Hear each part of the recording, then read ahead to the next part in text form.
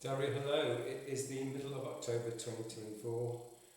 This is a kind of confessional video about iPhones and stupidity, and in particular my stupidity.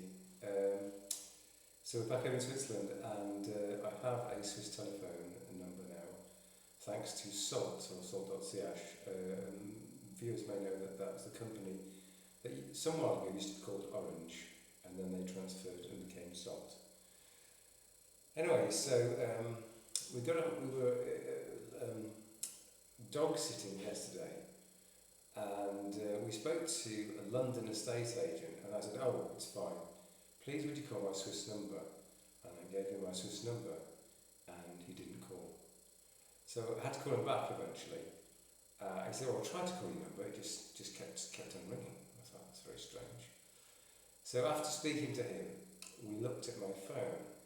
And I got my lovely partner to call my Swiss number, and indeed nothing happened. It just rings and rings and rings. I thought, oh, that's a bit strange. I will dial from my Swiss number to my partner's number. That works absolutely fine. I thought, that's very strange. And then I thought, well, let's try and send or receive an SMS. That works fine. Let's look at the forwarding of the phone, and to do that you can reset that using the hash codes.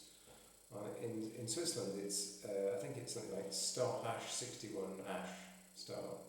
It's got 61 in it anyway. That's all disabled. So there's no call forwarding, etc, etc. So that was day -1. So today we spent hours trying to fix the problem, and we first went to a salt shop in the centre of Lausanne. And when things got difficult,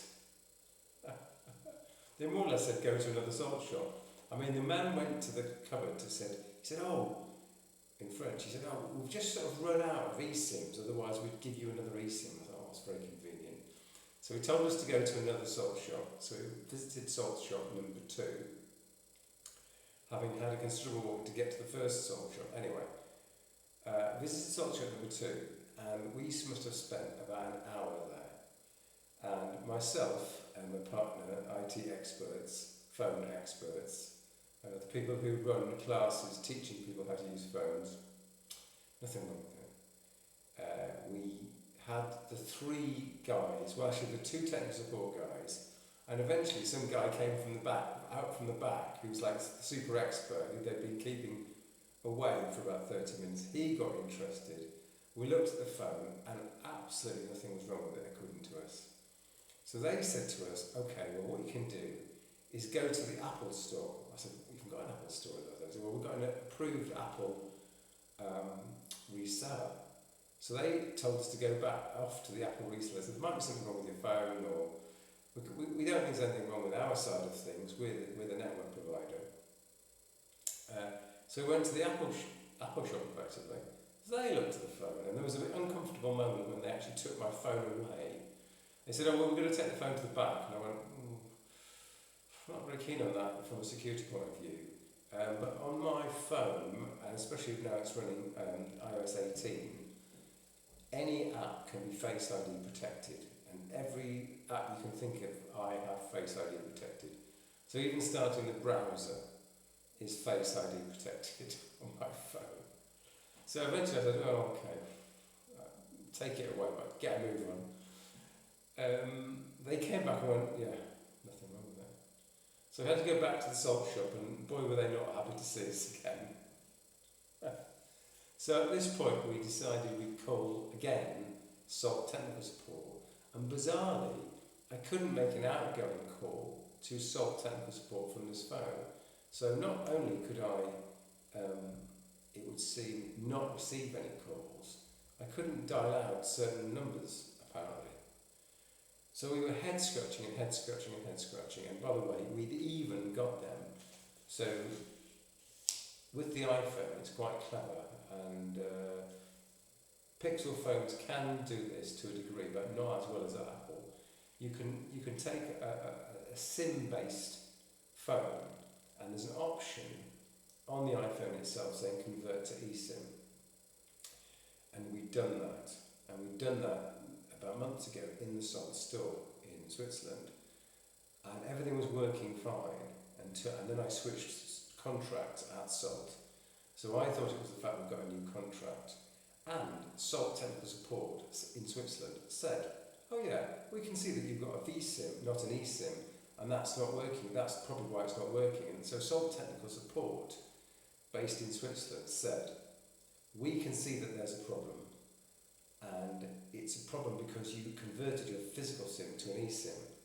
So eventually, in Salt Store number 2, they gave us another SIM.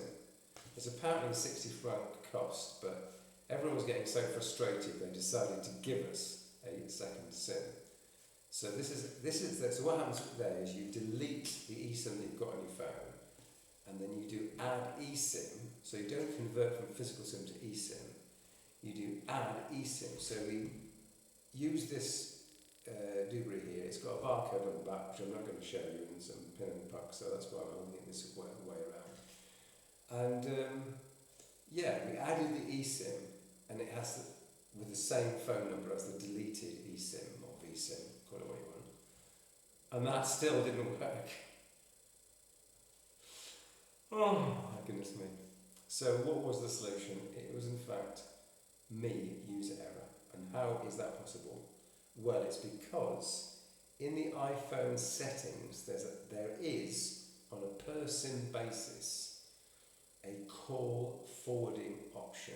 So, if you go into apps, phone, so it's in settings, apps, phone, select the SIM that you are looking at, and then there's an option called call forwarding. Now here it is, I'm showing you this option, if you can see that.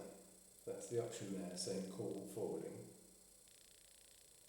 Oh dear, there's nothing going out of sync. And that's an option on your iPhone. Now we're not sure how that's linked, whether that's linked to the network SIM itself, because we'd already done the #61 to remove any forwarding. So we told the network not to do any forwarding. And when you call the number, there's no indication that it's doing any forwarding on the phone. Yet if this call forwarding option is set, no calls come to the handset. They all go to actually a VoIP phone, which is sitting in England with a Swiss number. So as soon as I switch that off, so I'm switching it off now, that was just an example I was showing you. So there it is with it switched off. So call forwarding on that SIM is switched off. Then I could receive calls. So it's kind of mea culpa. I am to blame. I may be teaching a class on cell phones and how to use cell phones, but obviously I've been completely caught out by the fact that I was probably looking at the phone settings one evening thinking, oh look, I can redirect my my Swiss SIM to my UK located Swiss number using this weirdo call forwarding ability. Who knew? Then I completely forgot about it. So yeah, I'm responsible. It was about at least 3 hours of my life that I'll never get back. At least 5 Salt employees were involved.